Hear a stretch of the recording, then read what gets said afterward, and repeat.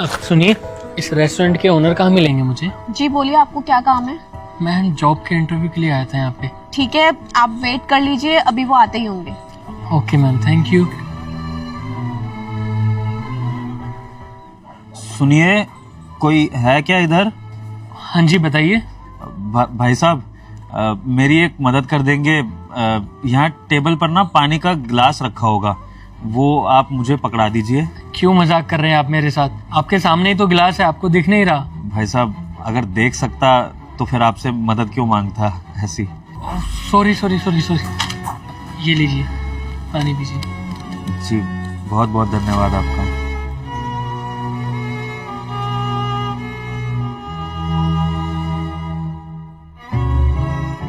बहुत बहुत धन्यवाद भाई साहब।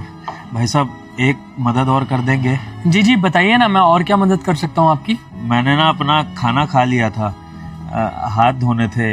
यहाँ वॉश बेसन होगा, आप मुझे वहाँ पर ले जा सकते हैं और हाथ धुलवा सकते हैं मेरे? हाँ जी बिल्कुल, आइए ना, आइए आप मेरे साथ आइए आराम से। जी थैंक यू। हाँ इस साइड इस साइड।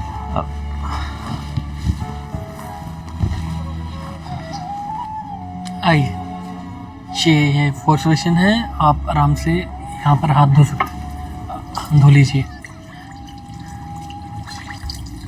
मैं बंद कर दूँ? जी जी, धो लिया हाथ मैंने, बहुत बहुत धन्यवाद आपका। भाई साहब, आपकी एक मदद और मिल सकती है क्या? जी बताइए। ये ना,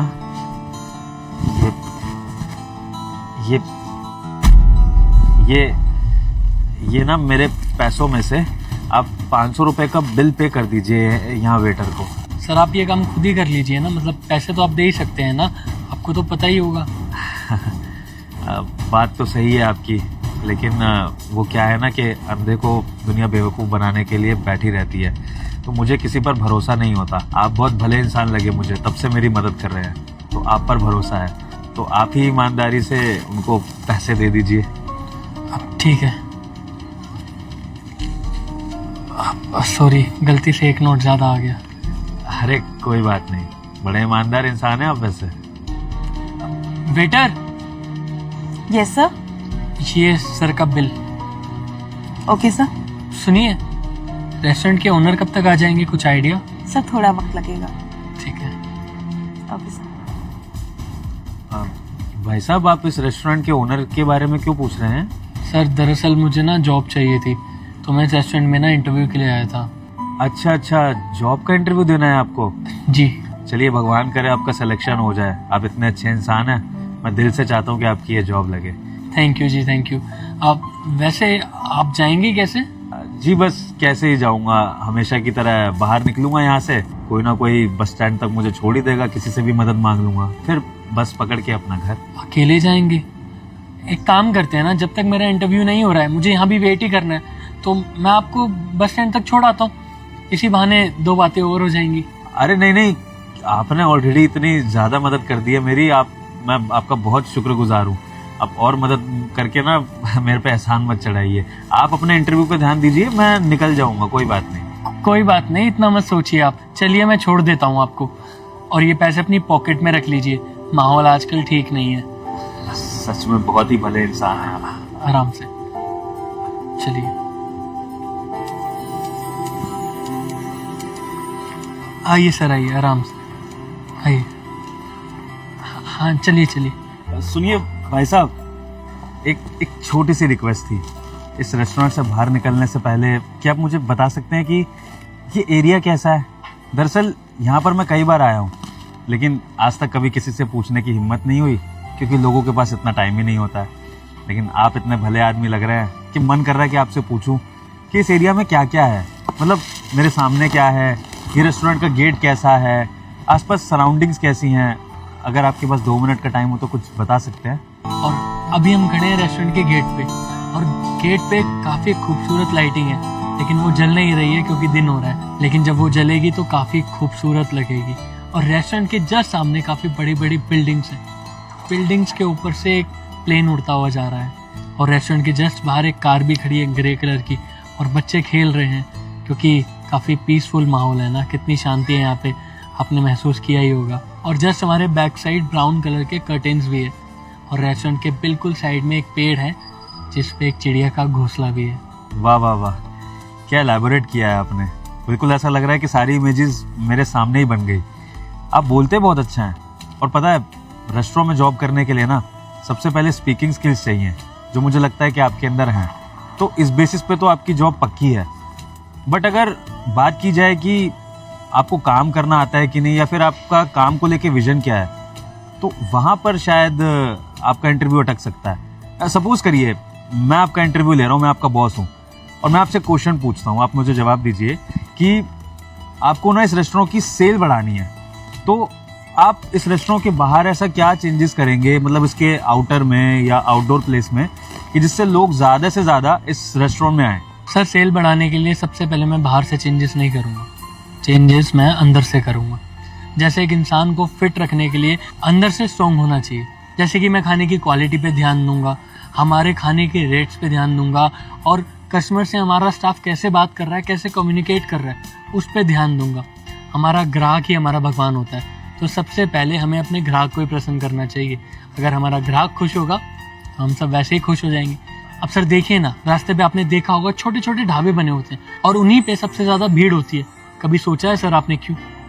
नहीं सोचा होगा, मैं आपको बताता हूँ। क्योंकि वहाँ जब कस्टमर जाता है ना तो उसको एक घर जैसी फीलिंग आती है, घर जैसा खाना होता है, स्टाफ भी अच्छे से बात करता है, सब कुछ इतना परफेक्ट होता है, बस जगह ही तो छोटी होती है सर। और आपने देखा होगा लोगों ने बड़े बड़े रेस्टोरेंट्स खोल दिए, होटल्स बना दिए, लेकिन वहाँ कोई जाता ही नहीं, बेचारे सुनसान पड़े रहते हैं, लॉस में जा रहे होते हैं। सर शोशाबाजी करने के लिए मैं भी काफ़ी सारी डेकोरेशन करवा दूँ, लेकिन उससे होगा क्या? मुझे वो लॉस कवर करने के लिए अपने मेन्यू के रेट्स बढ़ाने पड़ेंगे, और मेन्यू के रेट्स बढ़ेंगे तो कस्टमर आएगा नहीं। कस्टमर चलो आ भी गया और फिर उस रेट की वजह से उसकी एक्सपेक्टेशंस हाई होंगी और उसको जब खाना अच्छा नहीं मिलेगा तो हमें बैड रेटिंग्स देगा, तो सर फ़ायदा नहीं है ना। अगर डेकोरेशन देखकर ही कस्टमर आएगा तो वो हमारे रेस्टोरेंट में क्या करेगा? जाना होगा तो उसको मॉल जाएगा ना डेकोरेशन के लिए, फ़ोटोज़ क्लिक कराने के लिए। बस सर यही मेरा माइंडसेट है। एक्सीलेंट, आपका जवाब सुन के मुझे बहुत अच्छा लगा। पहली बार ऐसे बंदे से मिला हूँ जिसके पास अपने काम को लेके इतना अच्छा विजन है। आई एम रियली इम्प्रेस्ड, और इसलिए इस रेस्टोरेंट का ओनर होने के नाते मैं आपका एज अ मैनेजर इस रेस्टोरेंट में सिलेक्शन करता हूँ। जी आप सच में इस रेस्टोरेंट के ओनर है जिनको मैं ढूंढ रहा हूँ? हाँ, तुम्हें देखकर हैरानी हो रही होगी कि मैं देख सकता हूँ, पर एक्चुअली हैरानी तुम्हें इस बात पे होनी चाहिए कि तुम्हारा इंटरव्यू एक अलग तरीके से हो रहा था। वो क्या है ना कि मैं नॉर्मल तरीके से इंटरव्यू लेना नहीं चाहता था, क्योंकि कैंडिडेट्स आते हैं, अपनी तरह की बातें करते हैं और सामने ना बहुत अपने आप को अच्छा दिखाते हैं, तो उनका रियल नेचर पता नहीं लग पाता है। लेकिन अब मैंने क्या करा, एक अंधा बन के तुम्हारा हर चीज़ का इंटरव्यू ले लिया, हर चीज़ का टेस्ट ले लिया, तुम्हारी पंक्चुअलिटी का। अब जैसे कि इंटरव्यू का टाइम क्या था? 2 बजे का। 2 बजे का, और तुम एग्जैक्ट 2 बजे इस रेस्टोरेंट में घुस गए थे अपने इंटरव्यू के लिए, तो तुम पंक्चुअल हो। इसके अलावा बात करते हैं ईमानदारी की। मेरे पास नोटों की बहुत सारी गड्डी थी, तुम चाहते तो उसमें बेईमानी कर सकते थे, लेकिन तुम्हारे पास गलती से एक नोट आ गया और तुमने वो नोट भी वापस रख दिया, जिससे तुम्हारी ईमानदारी का टेस्ट भी हो गया। अब इसके बाद बात करते हैं तुम्हारी हेल्पिंग नेचर की। अब आप जैसा स्टाफ अगर हमारे रेस्टोरेंट में होगा जो इतना हेल्पफुल होगा, तो हमारा कस्टमर तो वैसे ही खुश हो जाएगा, क्योंकि आप हमारे स्टाफ के प्रति भी हेल्पफुल रहोगे। अब चौथा और सबसे मेन पॉइंट, कि आपको अपने काम के बारे में पता है कि आपको करना क्या है। कई लोग आते हैं यहाँ पर सिर्फ पैसों के लिए आते हैं, और जो इंसान सिर्फ पैसों के लिए काम करता है ना, वो अपने काम में कभी भी एक्सीलेंस ला नहीं पाता है। लेकिन आप जैसे लोग जिनके पास एक विजन होता है, जो अपने काम को अच्छे तरीके से करना चाहते हैं, बिना पैसों की परवाह करें, वही लोग जिंदगी में आगे बढ़ते हैं। तो आई एम श्योर आज आपके पास एक विजन है तो आप एक अच्छे मैनेजर तो बनोगे ही, लेकिन कल को आपका खुद का रेस्टोरेंट भी होगा, ये मेरी श्योरिटी है। बस इसी लगन से काम करते रहिए और ऐसे ही अपने काम में दिमाग लगाते रहिए। सो मेरी तरफ से आपका ये इंटरव्यू क्लियर है और आप कल से मैनेजर की पोस्ट पर यहाँ ज्वाइन कर सकते हैं।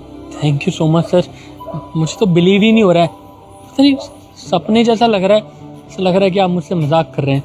अब चलिए ठीक है, आपने इतनी सारी बातें बोल दी, एक बार मेरा रिज्यूम देख लेते सर, देख लेते एक बार। ज़रूरत ही नहीं है, क्योंकि कोई भी बिजनेस चलाने के लिए ना डिग्री से ज़्यादा दिमाग और दुनियादारी की समझ चाहिए, जो कि आपके अंदर है, और मेरा बिजनेस मैं आपके भरोसे आराम से छोड़ सकता हूँ। Okay, thank you so much sir. ये खबर जब मैं मम्मी को दूंगा ना, वो बहुत खुश होंगे सर, बहुत खुश। तो दोस्तों, आपको हमारी वीडियो में ये इंटरव्यू लेने का तरीका कैसा लगा, कमेंट सेक्शन में ज़रूर बताइए, और वीडियो कहाँ से देख रहे हैं ये भी बताइए। बाकी हमारे वीडियो को लाइक और शेयर करना ना भूलिएगा। Thank you.